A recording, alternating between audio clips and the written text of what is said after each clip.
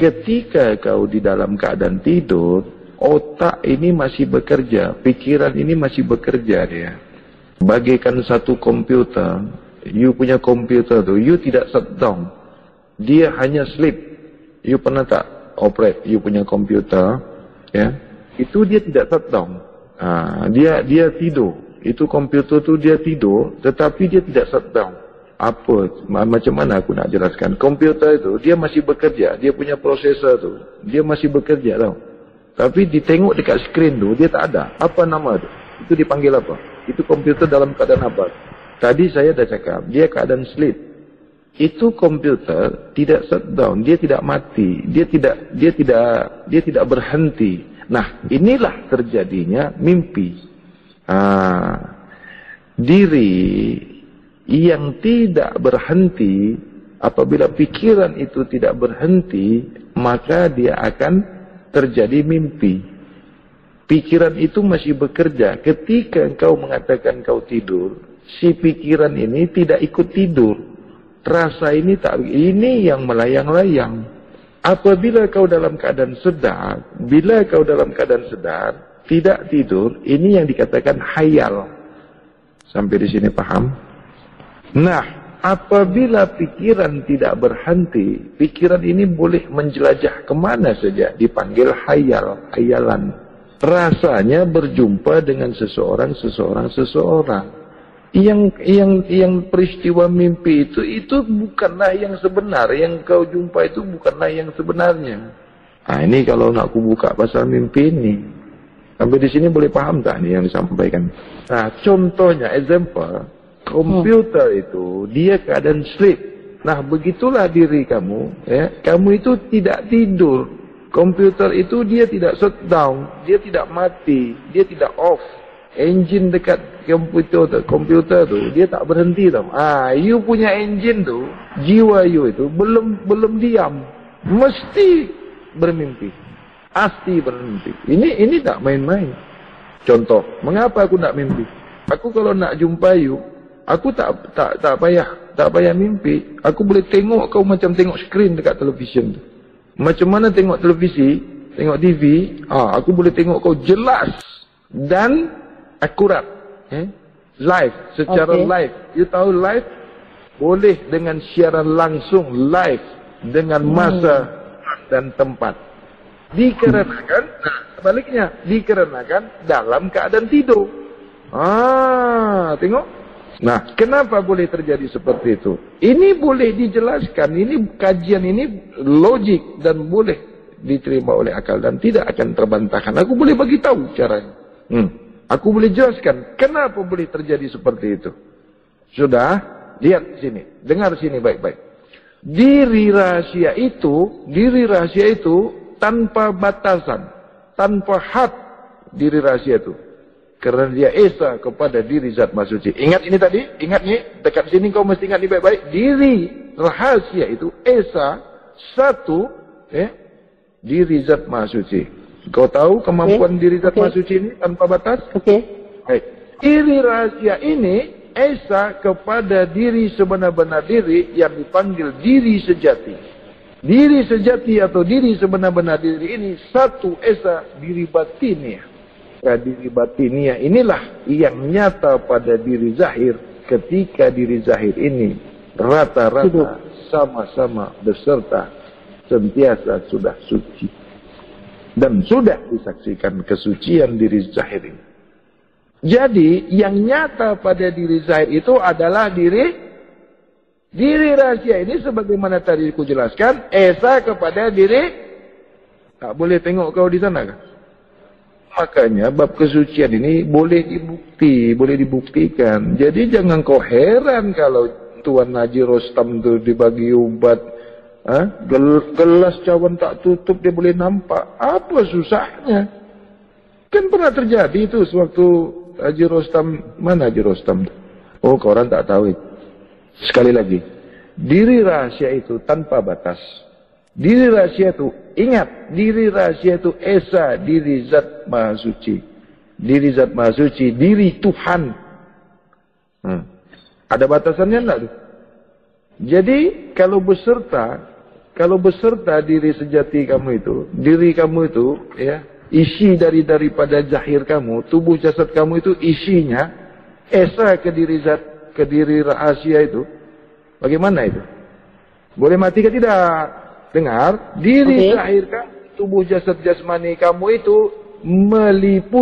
diliputi oleh diri rahasia, sehingga tiadalah diri zahir kamu itu, karena sudah diliputi oleh diri rahasia, sehingga diri zahir ini tiada, karena meliputi cahaya daripada diri rahasia itu. Jadi yang kalau sudah diliputi, nah contoh, plastik itu, ya, meliputi botol. Plastik itu meliputi botol. Tanpa apa? Coba kau ambil di situ. Coba kau pegang botol. Botol itu kau sebut, bila botol itu tidak ada bersama kamu, maka sebutannya botol. Sudah esa kepada kamu, maka botol sudah tiada. Yang kamu pegang, yang kamu tahu, yang kamu rasakan, botol kah? Ya, nah begitulah diri rahasia itu. Ini pasti, garanti kau boleh dapatkan. Sebagaimana aku dapatkan. Lagi kalau aku suka dengan kau, ya, tak payah kau belajar ini, belajar itu, tak payah. Nah, ketika diri zahir, tubuh jasad jasmani, diliputi diri rahasia, maka wujudlah Adam Sufi itu. Nyatalah Adam Sufi itu. Panggil diri sejati. Ini yang dikatakan insan kamil muqammil, berjiwa mutmainah, bercahaya bagaikan mutiara.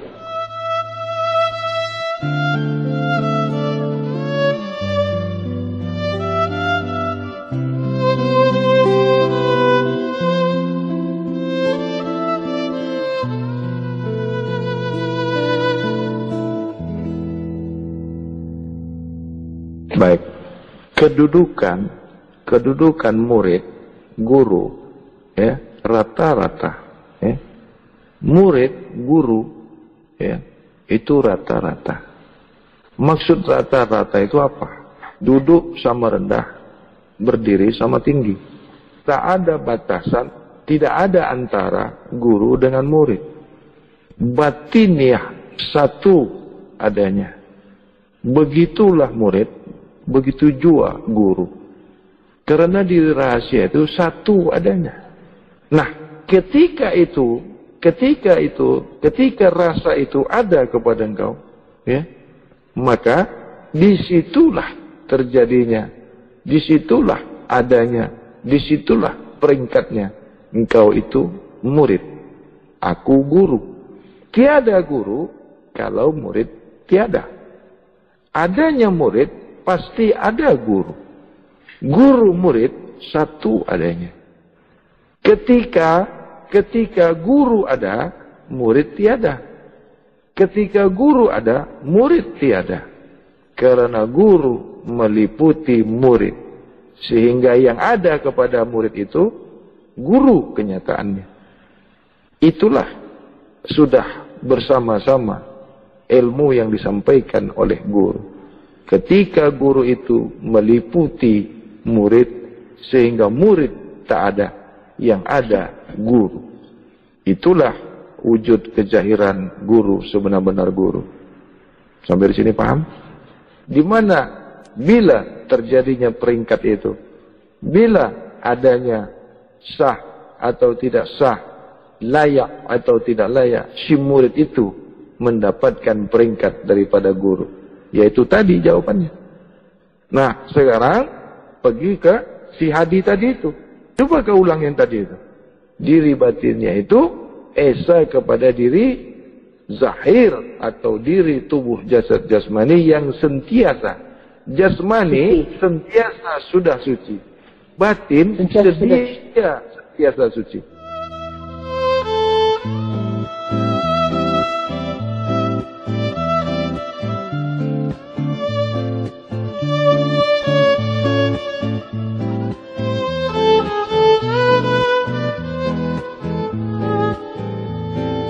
Sekarang ini mesti makan dulu ya. Sekarang ini mesti minum obat dokter dulu ya. Jangan semasa nih ya, mesti makan obat dari dokter ya.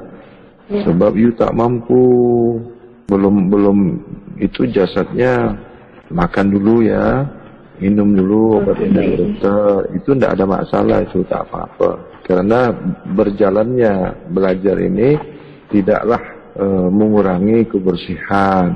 Janji aku sudah reda kepada engkau, sudah ikhlas apa-apa yang akan engkau dapatkan di kemudian hari. Hal yang mesti diubah, yang mesti dibuat, ya, karena ada pelaksanaan daripada perubatan daripada hospital atau penanganan daripada hospital itu, maka dialah yang akan memberi obatnya karena dia yang buat. Contoh, apabila seseorang itu mengalami ataupun berlakunya contohnya macam ada operate atau apa, itu harus dibaginya obat karena ada di situ yang luka atau yang ini. Jadi untuk penanganan case daripada di dalam medikal itu mesti yang bagi obatnya harus orang-orang medikal juga ya, karena dia yang tahu itu apa yang dia kerjakan, di mana ininya, di mana yang harus dia perbaiki. Nah, nanti setelah itu dalam masa recovery ya, setelah kita ini baik dan bagus, maka mulakanlah lagi bab kesucian ini.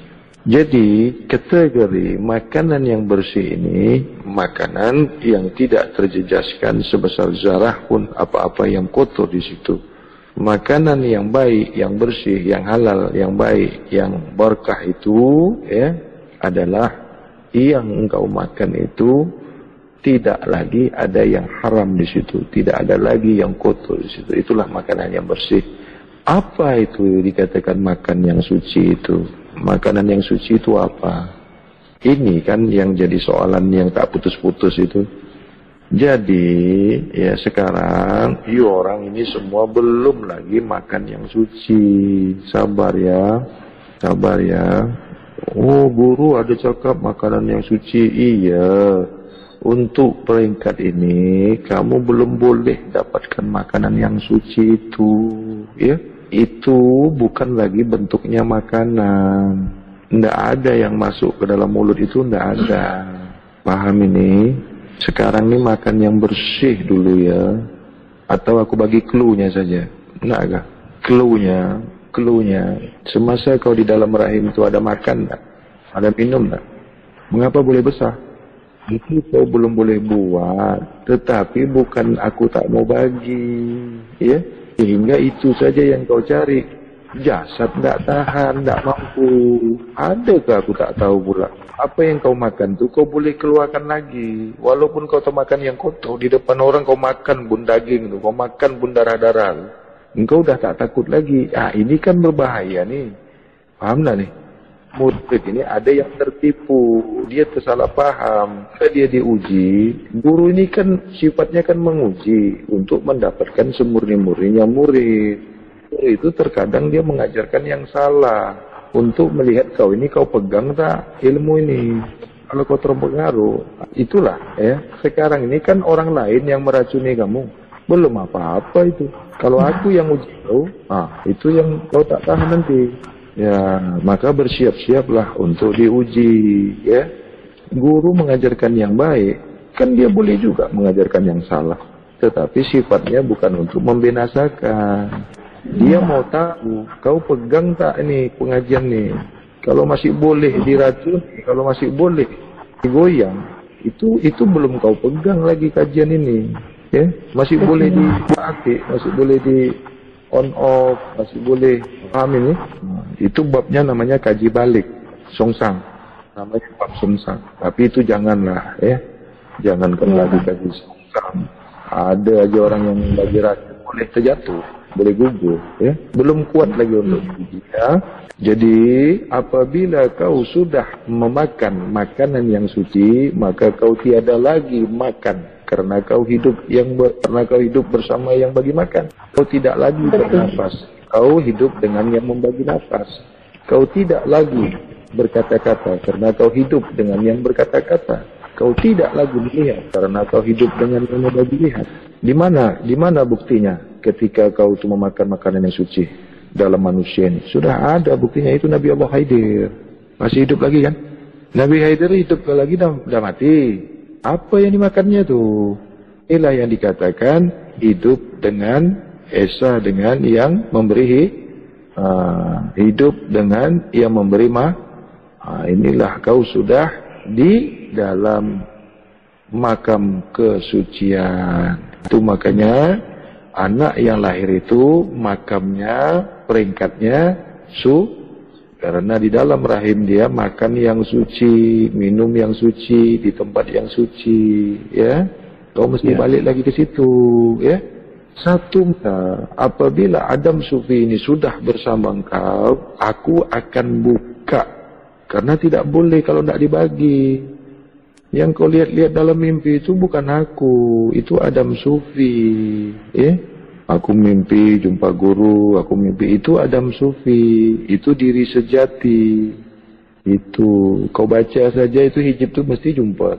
Nah, karena Adam Sufi itu esa di diri sejati. Itu yang boleh kau jumpa. Mengapa guru ada di Malaysia? Mengapa guru ada di Indonesia? Mengapa guru ada di sana? Itu Adam Sufi.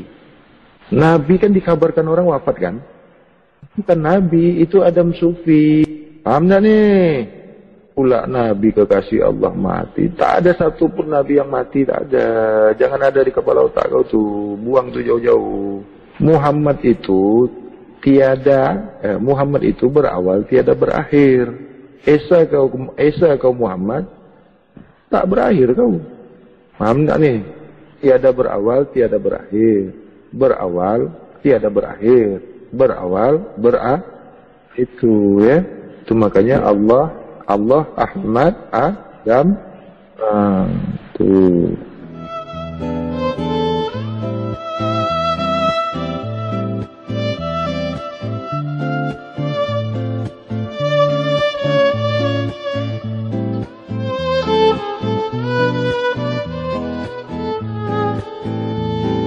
Assalamualaikum ya Ahmad minullah aminul akhirat. Diri zahir sudah esa dan sudah senantiasa sudah suci, dan sudah esa kepada diri batinnya sudah sedia suci, dan sudah esa kepada diri yang rahasia, dan sudah esa pula kepada diri zat maha suci. Nah, ketika diri rahasia itu sudah wujud kepada diri zahir, apakah itu yang dikatakan Rasul ya Guru? Kenapa pergi ke Rasul pula? Ini bahaya ini. Kenapa perginya ke Rasul? Itu yang dipanggil sudah suci. Kenapa pergi ke Rasul? Engkau dapat dari mana tuh? Jangan pergi ke situ ya. Jadi apa yang dikatakan itu Guru? Apakah yang Adam Sufi tadi yang dikatakan Guru? Ya iyalah, kan wujud dia di situ. Pertanyaan kedua saya Guru. Diri Guru sebenar-benar Guru ini ada pada diri rahasia Muhammad. Begitu pula Rabbul Alamin. Itu makanya Muhammad bin Abdullah itu Siddiq. Sebab esa kepada dia.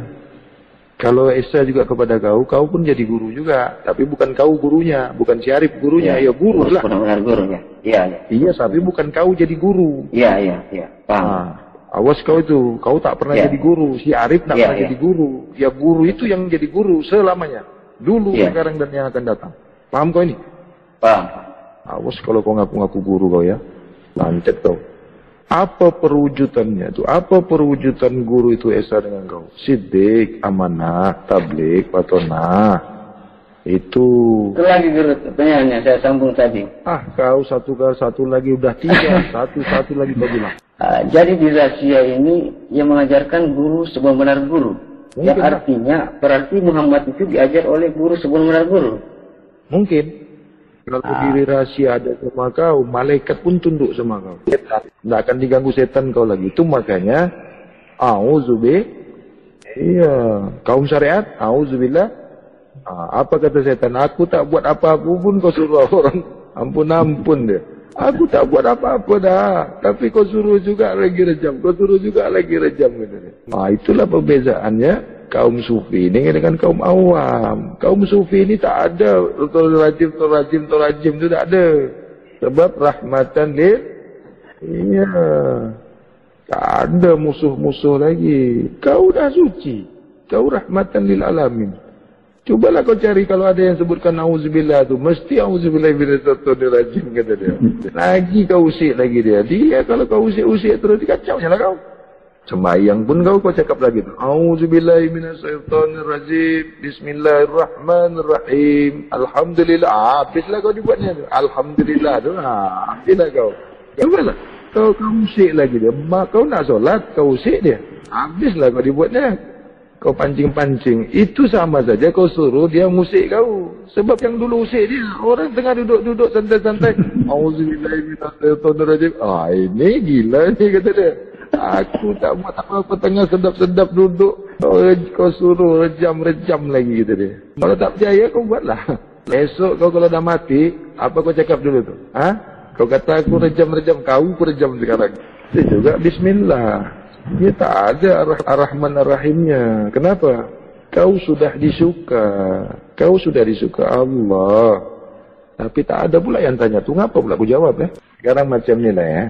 Kau tengah duduk-duduk ni ya. Kau tengah duduk-duduk ni. Lepas tu ada lalu anjing. Anjing lalu di depan kau. Cobalah kau usik dia. Cobalah kau usik dia. Cobalah. Kalau tak digigitnya. Begitu juga setan. Rajim, kata kau.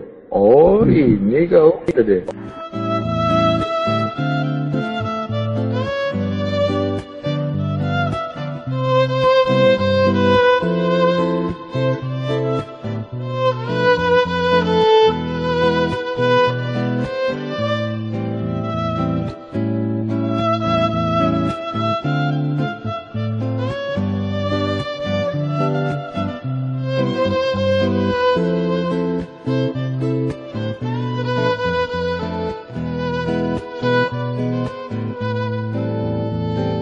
Mohon pencerahan tentang istiqomah yang saya pahami selama ini. Menurut saya istiqomah itu ada sabar di dalamnya, ada ikhlas di dalamnya, ada tawakal di dalamnya. Mohon pencerahan Ayahanda Tuan Guru. Masukkanlah suci di dalamnya. Tawakal pun kau, ikhlas pun kau, sabar pun kau. Kalau tak suci, tak jadi itu. Ya, jangan lupa itu. Ada lagi? Apakah khusyuk itu ada di dalamnya, Tuan Guru? Mendapatkan itu semua khusyuk dulu. Fokus. Khusyuk ni fokus. Khusyuk ni sungguh-sungguh. Itu khusyuk. Ada lagi? Cukup Ayahanda Tuan Guru. Terima kasih atas pencerahannya Ayahanda. Terima kasih Ayahanda Tuan Guru. Bismillahirrahmanirrahim. Assalamualaikum ya Tuan Guru Ahmad minallah Muhammad aminullah. Kaum syariat apabila anak bayi baru lahir selalu diazankan. Nah, bagaimana pemahamannya di bab kesucian tentang pengazanan anak? Apakah ada mengazankan anak atau apa maknanya yang sesungguhnya dalam bab kesucian? Terima kasih. Assalamualaikum warahmatullahi wabarakatuh. Diazankan pun dicakap-cakap, dibunyi-bunyi. Tidak ada gunanya sebab telinganya itu belum terbuka. Cuma itu kebiasaan aja itu. Orang buat dia buat juga. Cobalah kau rendamkan aja di air, tidak apa-apa. Cobalah tengok di YouTube itu beranak dalam air. Tak masuk air ke telinganya sebab masih tertutup semua itu. Mulutnya tertutup, matanya tertutup. Cobalah tengok bayi lahir itu. Bermaknanya telinganya pun tertutup, beraknya pun tertutup, dubonya dubo. Kenapa kau azankan pula? Kencing saja tidak, berak saja tidak. Barusan lahir terus diazankan macam itu kan. Matanya aja itu tak dibuka. Apa lagi? Kebiasaan tuh menyanyah. Itulah orang syariat itu. Itu orang lahir, orang mati pun diazankan juga. Cobalah orang tengok nanti itu masuk dalam kubur, itu diazankan. Dah mati, diazankan dia. Cobalah menyalah, buat karena kejahilan, kebodohan tu. Dia letak pula lagi bunga. Supaya apa ni? Supaya wangi kata dia. Kau letak aja minyak wangi. Buat apa letak bunga? Mana lagi bagus minyak wangi dengan bunga lagi? Kau ambil minyak wangi satu lori tu, masukkan dalam kubur. Yang wangi itu siapa? Kau bau juga. Itu makanya kalau orang suka pakai minyak wangi itu penipu itu. Iya, itu psikologi. Kalau kau sudah wangi, kau pakai minyak wangi lagi kah? Ini psikologi. Siapa yang suka pakai minyak wangi itu pendusta, penipu. Mana ada orang wangi pakai minyak wangi lagi? Itu bodoh. Sebab apa?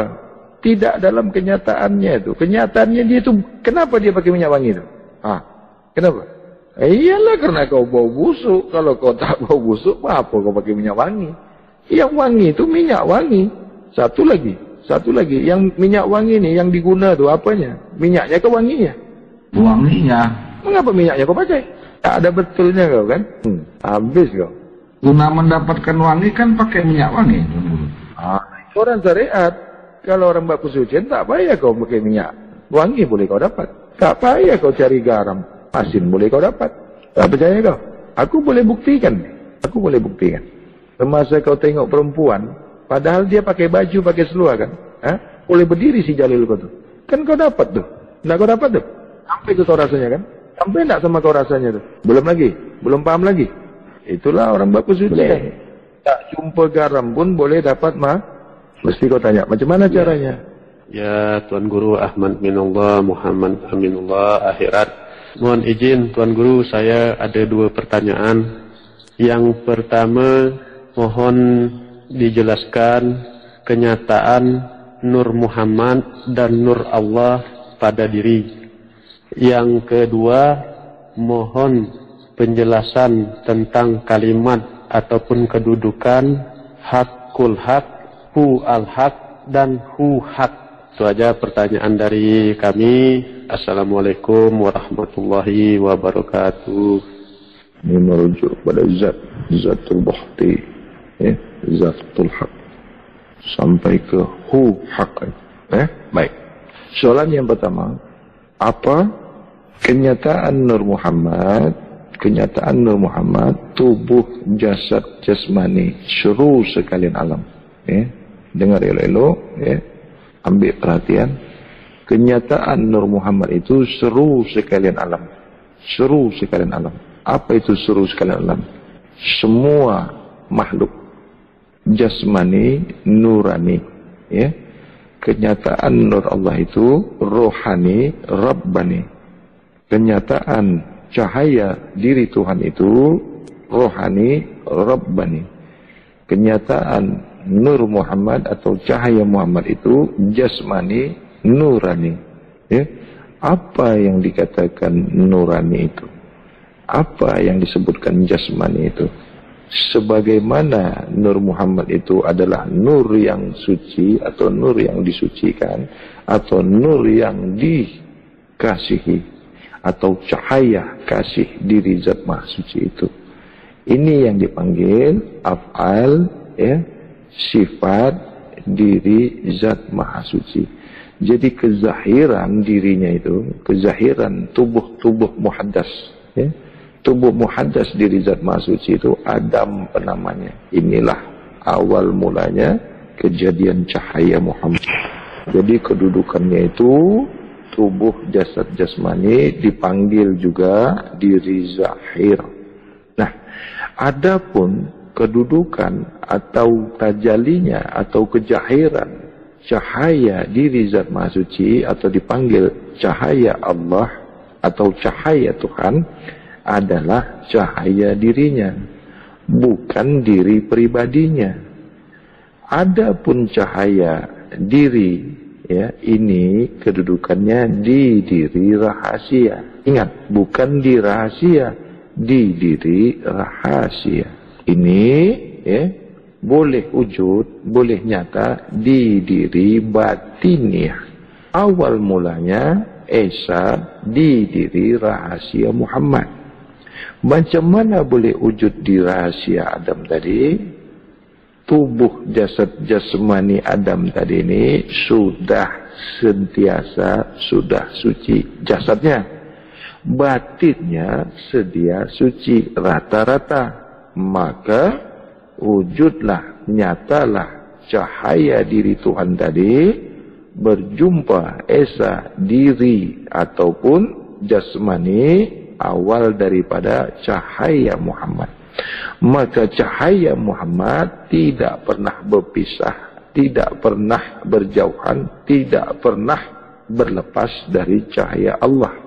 Nur Muhammad, nur Allah satu adanya. Tak mengenal dua. Dekat tidak bersentuhan, jauh tidak berantara. Nah, Allah Muhammad ini tak mau berpisah. Allah Muhammad satu adanya. Ingat ini, jangan kau lupa. Allah Muhammad, Muhammad Allah. Allah Muhammad, Muhammad Allah. Ya, satu adanya. Itulah dikatakan innallaha wal malaikata yusholluna 'alan nabi. Disinilah buktinya bahwasanya Allah Muhammad itu satu. Aku memuji sifat diriku sendiri. Aku memuji af'al diriku sendiri. Aku memuji asma diriku sendiri. Maka zatkulah yang nyata. Itu makanya la ilaha illa Allah. Pujinya hu hak. Sebab zat itu nyata pada diri rahasia. Diri rahasia ini la jirim, la jisim. Itu makanya al-haq. Al-haq. Puji daripada diri rahasia itu memuji diri batin. Nyatanya pujian hak itu di diri yang zahir, tubuh kasar Muhammad, yang esa kepada tubuh zahir Adam, yang sudah sentiasa sudah suci. Itu makanya puji hak ini adanya di diri zahir atau tubuh jasad jasmani. Berbunyinya Adam itu terpujilah Muhammad. Memujinya Adam itu terpuji Muhammad. Memuji Muhammad itu terpuji Allah. Sampai di sini paham?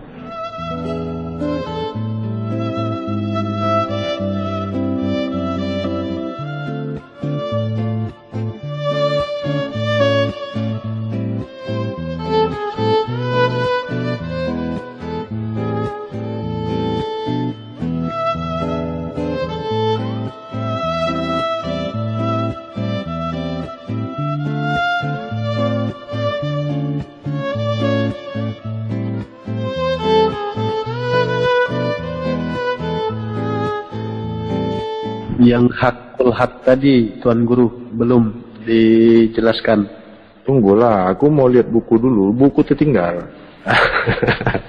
Iyalah, kami tunggu. Macam mana mau dijelaskan? Dia mesti tengok buku. Macam ustaz-ustaz itu kan ada buku di depan dia, kan? Guru-guru itu kan dia ada kemana-mana, dia mesti bawa buku, bawa Al-Quran. Ah, itu guru itu. Tidak susah lah. Aku pun ikut-ikut juga lah macam itu. Coba aku ambilkan dulu buku aku tuh supaya ini dia al-haq itu. Al-haq itu benar sebenar-benar. Kul haq itu katakan benar. Jadi al-haq kul haq itu la ilaha illa Allah. Perwujudan la ilaha illallah, la mawjudun bihaqi illallah. Al-haq kul haq. Ya, jadi al-haq. Jadi al-haq kul haq. Jadi al-haq kul haq.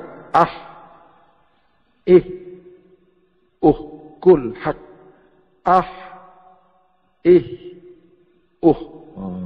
Itu makanya yang bisu pun dia boleh. Paham tak? Allah Akbar. Paham. InsyaAllah paham Tuan Guru. Assalamualaikum ya guruku Ahmad Minallah Muhammad Aminullah Asyarah. Adakah anak yang baru lahir itu menyebut uhak yang kita dengar uak? Itu saja Tuan Guru. Baiklah. Anak yang barusan lahir itu, dia menangis itu, dia bukan memuji, itu pujian. Anak yang baru lahir menangis itu menyesal. Menangis itu perwujudan dari penyesalan, penolakan. Itu makanya menangis. Ketika dia melihat dunia ini kotor sangat, dia menyesal. Tapi tidak boleh lagi ada penyesalan. Mesti dia terima. Assalamualaikum Ahmad Minallah Muhammad Aminullah Akhirat. Hari ini pertanyaan saya guru agar dapat memberi pencerahan, penjelasan berkenaan dengan diri batin. Nafas pembungkusnya nyawa, nyawa pembungkusnya jiwa, jiwa pembungkusnya diri, dan diri pembungkusnya nafsu, nafsu pembungkusnya diri batinnya. Jadi semua kedudukan ini di roh, dan roh itu rahsia. Di diri rahsia yang esa pada diri sirullah. Soalan saya, diri yang mana ni yang dimaksudkan oleh guru serta jiwa itu? Itu saja pertanyaan daripada saya, guru. Diri sebenar-benar diri itu yang dibungkus oleh nafas itu. Roh itu tidak beserta di situ. Roh itu tidak dibungkus. Nyawa itu yang dibungkus nafas. Terbuka nafas itu nyawa keluar. Kullu nafsin zaikatul maut. Kalau roh itu perginya inna lillahi inna ilaihi raji'un. Roh itu tak pernah keluar masuk. Roh itu tidak di luar, tidak di dalam. Tidak di atas, tidak di bawah. Tidak di kiri, tidak di kanan. Esa. Kalau diri yang zahir itu bersih, suci. Lagi disaksikan. Yang dibungkus nafas itu jiwa, nyawa. Terbuka nafas, nyawa keluar. Jadi yang dibuka malaikat itu nafas. Nafas itu yang dibukanya. Bukan roh yang diambilnya. Mana boleh? Faham, guru, maknanya roh tidak berserta. Kalau roh berserta berarti kedudukannya inna lillahi wa inna ilaihi raji'un.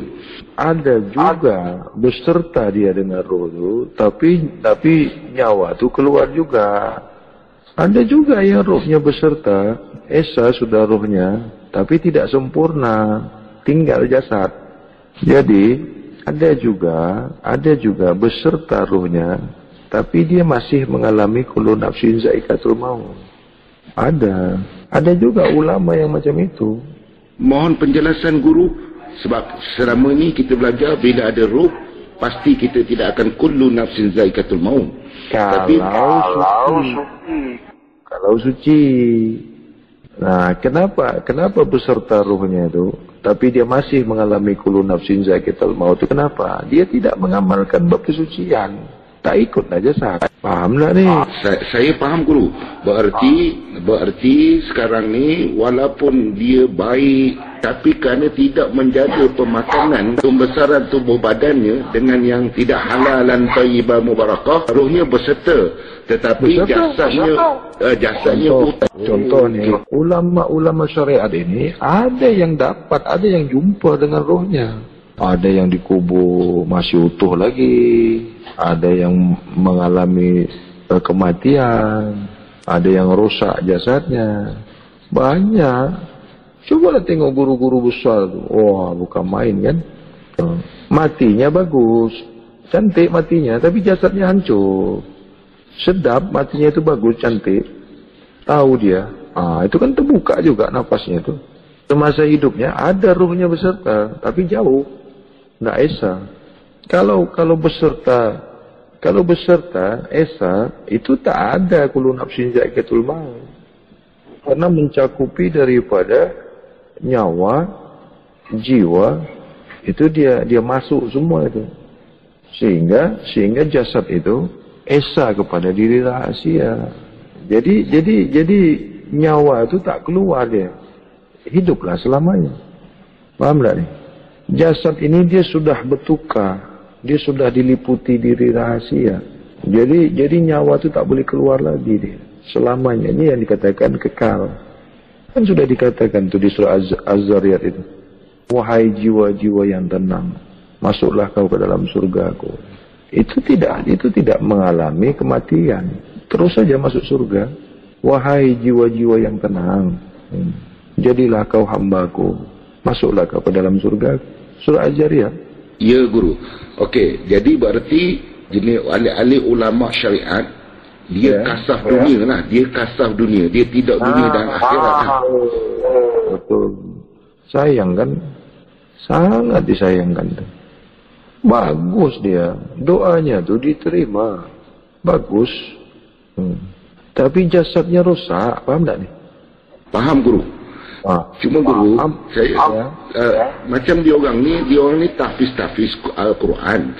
Mengapa dia orang tidak mengambil itibar daripada surah Abasah dengan surah Al-Imran surah Al-Maidah ayat 3 tu? Saya masih kurang faham. Tidak ada. Di dalam bab syariat itu tidak ada. Yang ada tu di bab kesucian. Dia orang tak guna tu surah Abasah. Jangan lagi surah Abasah, surah Al-Baqarah ayat 222 tu tak nampak dengan dia. Kalau nampak dia mana mau dia tak suci. Jelas-jelas aku ni zat yang maha suci. Mana mungkin nak sama yang kotor? Engkau saja tak suka dengan yang kotor. Subhanallah. Terima kasih guruku Ahmad Minallah Muhammad Aminullah Akhirat. Tiada lain yang kupohon daripadamu Ahmad Minallah Muhammad Aminullah Akhirat. Bimbinglah kami sehingga inna lillah wa inna ilaihi raji'un. Terima kasih guruku.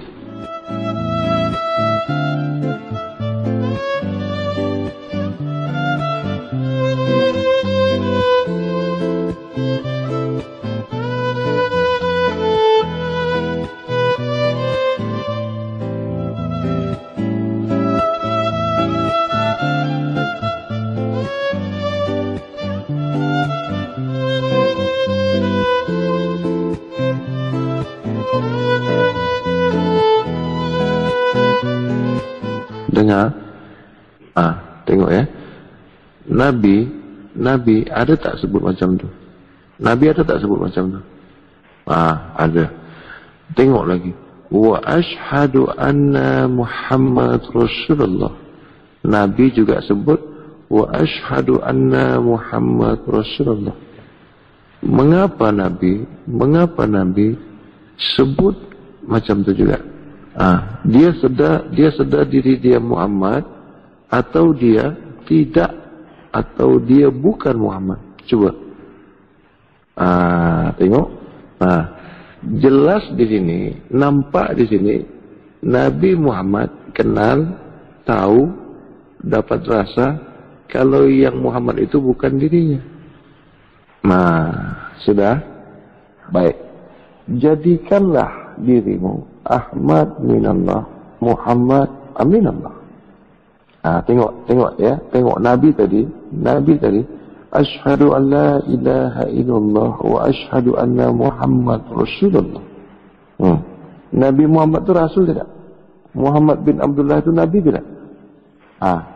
Tapi dia sebut lagi wa asyhadu anna Muhammad Rasulullah. Ini kalau tak dijelaskan sejelas-jelasnya, kau tidak boleh kau ambil faham di sini. Baik. Mengapa Nabi Muhammad menyebut Muhammad Rasulullah? Dirinya kan Rasul. Dirinya kan Nabi. Kenapa sebut lagi wa asyhadu anna Muhammad Rasulullah? Adakah Nabi sebut dia Nabi? Adakah Rasul sebut dia Rasul? Adakah garam sebut dia masin? Tengok. Jadikanlah diri kamu Ahmad minallah, Muhammad aminallah. Macam mana caranya? Itu dia. Baik. Sifat Rasul tu, siddiq, amanah, tabligh, fatanah. Sifat Rasul tu, sifat kerasulan tu, sifat Nabi tu, siddiq, amanah, tabligh, fatanah. Muhammad bin Abdullah ni ada tak tu sama dia? Maka disebutlah dia Macam mana jadikanlah diri kau Ahmad bin Allah, Muhammad aminallah. Kau mesti siddiq, kau mesti amanah, kau mesti fatanah. Itu kau menjadikan dirimu Ahmad bin Allah. Kau makan yang bersih, kau makan yang halal, lagi baik. Itulah kau menjadikan diri kau Ahmad bin Allah, Muhammad aminallah. Assalamualaikum guruku Ahmad bin Allah, Muhammad aminallah. Soalan saya guru, apakah apa yang dijelaskan oleh guru tadi berkaitan dengan asyhadu an la ilaha illallah wa asyhadu anna Muhammadar Rasulullah itu menyatakan bahawa benarlah nabi-nabi yang sebelum Nabi Muhammad, walaupun masa itu Nabi Muhammad belum ada lagi, semuanya bersaksi dengan kalimah la ilaha illallah Muhammadar Rasulullah walaupun Nabi Muhammad belum zahir. Dan yang kedua, apakah dinyatakan di situ, di manakah perbezaan ataupun bilakah ditambung dengan perkataan asyhadu an la ilaha illallah wa asyhadu anna Muhammadar Rasulullah, berbeza dengan awalnya la ilaha illallah Muhammadar Rasulullah. Kalau salah, minta perbetulkan Tuan Guru kefahaman saya ini. Terima kasih Guru jelaskan. Nabi Adam pun sudah menyebutkan asyhadu an la ilaha illallah wa asyhadu anna Muhammadar Rasulullah. Nabi Adam dari mula Nabi Adam itu sudah ada asyhadu an la ilaha illallah wa asyhadu anna Muhammadar Rasulullah. Sudah ada. Itulah tadi kataku tadi. Nabi Muhammad bin Abdullah pun sebut itu juga. Asyhadu an la ilaha illallah wa asyhadu anna Muhammadar Rasulullah. Itu perkataan diri rahasia dan diri zahir. Kalau tak sempurna, kita tak boleh hidup. Separuh bangkai yang berjalan. Itu harus ada, harus tegak di diri kau tadi. Yang satu zahir, yang satu rahasia. Boleh juga dikatakan yang zahir dan yang batin ini esa. Nabi-nabi sebelumnya itu mengucapkan hal yang sama. Betul. Nabi Musa macam itu juga. Asyhadu an la ilaha illallah Muhammadur Rasulullah. Kalau seandainya dia yang dimaksud, seharusnya semestinya macam itulah dia. Jadi mengapa pula itu yang disebutkan masuk Islam?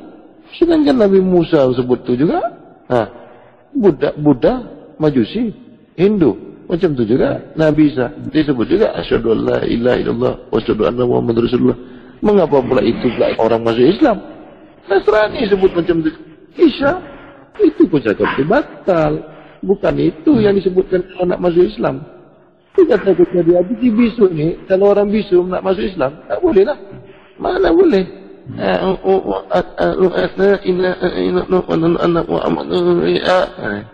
Mati. Kau nak cakap kafir tu? Kita telinga kau. Sudah pernah kan ku jelaskan. Untuk mengatakan satu Islam, untuk ikrar kau Islam tu, bukan sebut lafaz asyhadu an la ilaha illallah wa asyhadu anna Muhammadar Rasulullah. Lagi kau kafir. Sebab Isa sebut macam tu juga, Musa sebut macam tu juga, Daud sebut macam tu juga. Tak Islam pun dia. Mengapa pula zaman sekarang ni sebut asyhadu an la ilaha illallah wa asyhadu anna Muhammadar Rasulullah? Islam. Matilah. Berpulang kau lah. Macam mana boleh masuk di akal kau? Macam mana boleh terbuka akal kau tu dengan melafazkan, menyebutkan asyhadu an la ilaha illallah wa asyhadu anna Muhammadar Rasulullah? Dah Islam. Ini dari mana jalannya? Guru kau tu siapa? Mana dalilnya mana? Penguat daripada ucapan kau ni mana? Tengoklah Nabi Isa sebut macam itu. Mengapa jadi Nasrani? Nabi Musa sebut macam itu juga. Asyhadu an la ilaha illallah wa asyhadu anna Muhammadar Rasulullah. Tak Islam pun dia. Di Islam sebut itu juga. Nabi Muhammad sebut itu juga. Tak percaya kau Nabi Isa tu sebut macam itu. Kau tengoklah di Injil tu. Bahasanya bahasa Ibrani. Tengoklah Nabi Musa tu. Asyhadu an la ilaha illallah wa asyhadu anna Muhammadar Rasulullah katanya. Kalau macam tu Islam lah dia orang semua. Untuk apa ada Nabi Muhammad? Untuk apa? Kalau dikatakan Nabi Muhammad ini membawa agama Islam, dia orang semua sebut macam itu. Nabi Adam semasa dia menikah tu, itu disebutnya. Mengapa pula ada Islam lagi kalau memang sebut macam tu dah Islam? Kan kata kau kalau sebut macam tu Islam kan?